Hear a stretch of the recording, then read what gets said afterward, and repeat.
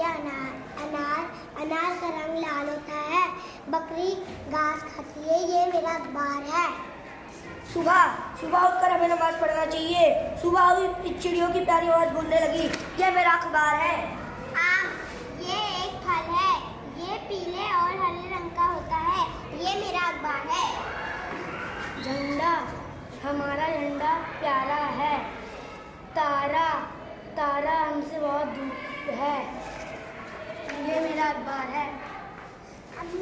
अम्मी कपड़े लाती है। दर्जी कपड़े सीता है। ये मेरा अखबार है। गुड, माशाल्लाह। आज हमारी क्लास के बच्चों ने अपना अपना अखबार बनाए हैं।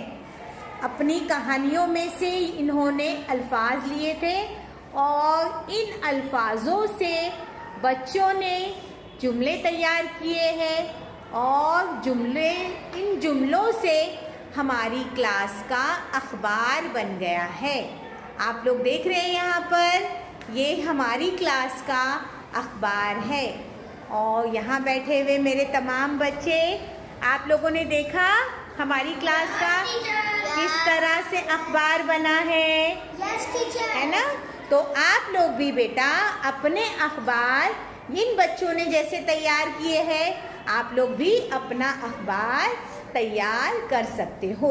ये हमारे reading campaign 100 days reading campaign का 8वां हफ्ता है और ये 8वें हफ्ते की एक्टिविटी हमारी क्लास सेकंड ए के बच्चों ने पेश की है। वेरी गुड बेटा, वेरी गुड। ठीक है, थैंक यू।